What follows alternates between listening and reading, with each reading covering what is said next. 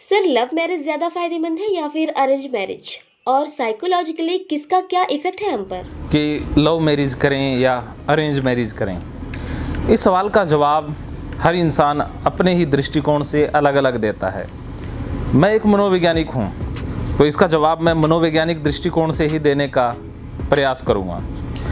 मैं ना तो अरेंज मैरिज के पक्ष में हूँ और ना ही खिलाफ़ हूँ, ना मैं लव मैरिज के पक्ष में हूँ और ना ही मैं खिलाफ़ हूँ। मैं दोनों को साइकोलॉजिकली देखता हूँ कि दोनों के कुछ नुकसान हैं, दोनों के कुछ फ़ायदे हैं। अब सबसे पहले बात लव मैरिज की कर लेते हैं कि लव मैरिज के फ़ायदे क्या हैं और नुकसान क्या है, और वो भी मनोवैज्ञानिक। लव मैरिज आप करते हैं तो मैरिज करने के बाद लव गायब हो जाएगा, मैरिज बचेगी।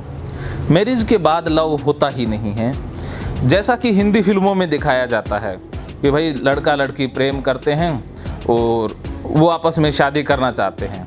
अब विलेन आ जाता है, विलेन लड़की का बाप बन सकता है, लड़की का भाई बन सकता है, या कोई तीसरा बंदा ही टांग अड़ा देता है कई बार। तो आखिर में सारे झगड़े निपट जाते हैं, सारे बंदे सेट हो जाते हैं और लड़का लड़की आपस में एक हो जाते हैं और शादी हो जाती है। उसके बाद हिंदी या पंजाबी फिल्म दी एंड हो जाती है। लेकिन जो लाइफ की फिल्म है वो मैरिज के बाद शुरू होती है, और उसमें लव नहीं होता है, उसमें होते हैं झगड़े, तू मैं, रोज़ की टेंशनें। वो ना पंजाबी फिल्मों में दिखाया जाता है, ना हिंदी फिल्मों में दिखाया जाता है, उसको तो अनुभव ही करना होता है। तो अगर आप हिंदी फिल्मों में या पंजाबी फिल्मों में रुचि लेते हैं और लव मैरिज करना चाहते हैं तो आप भूल कर रहे हैं, गलती कर रहे हैं। लव ऐसा कुछ भी नहीं होता, लव कुछ और ही है, अलग ही है। तो आपके अगर घर वाले मानते हैं, आप किसी लड़के से या लड़की से प्रेम करते हैं और दोनों तरफ के घर वाले सहमत हैं तो आप शादी कर सकते हैं। अगर घर वाले सहमत नहीं हैं और अगर आप भाग करके शादी करते हैं तब आप बहुत बड़ी गलती कर रहे हैं। इसके बहुत सारे मनोवैज्ञानिक नुकसान आपको उठाने पड़ेंगे। पहला नुकसान तो ये कि आप परिवार से अलग हो जाएंगे। लड़की अपने माँ बाप से या परिवार से अलग नहीं रह पाती है। अब लड़की अपने माँ बाप के पास आ नहीं सकती है, बात नहीं कर सकती है, तो ऐसे में लड़की धीरे धीरे टूट जाएगी और वो मानसिक रोगी हो जाएगी। तो ऐसे अंत होता है लव मैरिज का।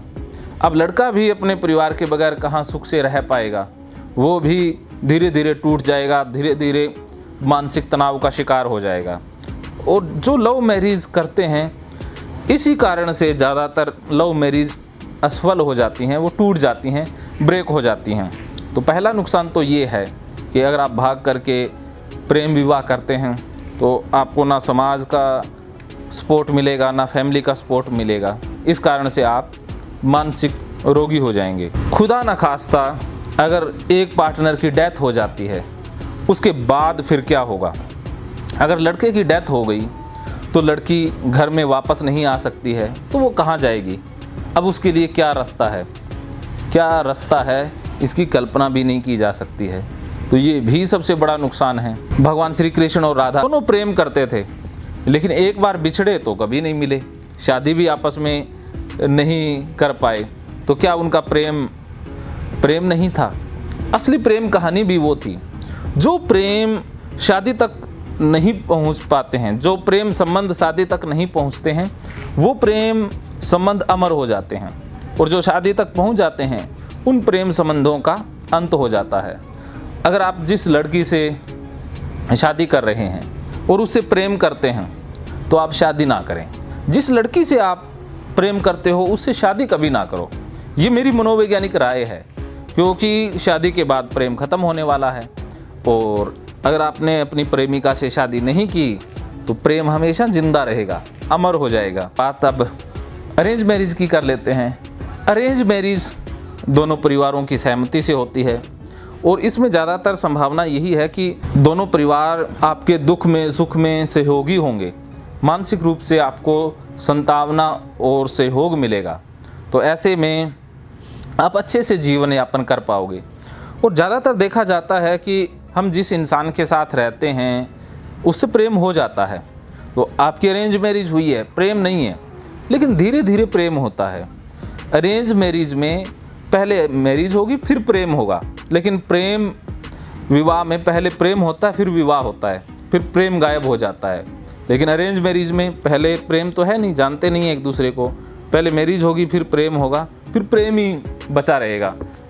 तो ये फ़ायदे और नुकसान आपने समझ लिए हैं। वैसे तो मैं दोनों के ही पक्ष में नहीं हूँ। शादी करना ना करना ये आपकी खुद की चॉइस है। शादी करेंगे तो कोई फ़र्क नहीं पड़ने वाला, ना करेंगे तो कोई फ़र्क नहीं पड़ने वाला। लेकिन कुछ पर्सनैलिटीज़ होती हैं, जैसे ओसी पर्सनैलिटी वाले बंदे हैं, नौकरी करने वाले बंदे हैं, उनको शादी कर लेनी चाहिए। सर ये तो बात हो गई लव मैरिज और अरेंज मैरिज की। अब बात करते हैं इंटर रिलीजन मैरिज की। इसके ऊपर आपकी क्या राय है सर? जी, उसके भी फ़ायदे और नुकसान हैं दोनों के, लेकिन मैं मनोवैज्ञानिक फ़ायदे और नुकसान ही बताने का प्रयास करूँगा। जुड़ाव अपने कल्चर से होता है, वो दूसरे कल्चर से हो नहीं पाता है। लड़की अगर मुस्लिम है और लड़का हिंदू है तो लड़की हिंदू कल्चर को समझ नहीं पाएगी, वो हिंदू कल्चर के हिसाब से चल नहीं पाएगी। और अगर अपने कल्चर के हिसाब से चलें तो ससुराल वाले नाराज़ होंगे। तो ऐसे में वो खींचातानी में फंस जाएगी। ऐसे में वो मानसिक रूप से परेशान हो जाएगी, बीमार हो जाएगी।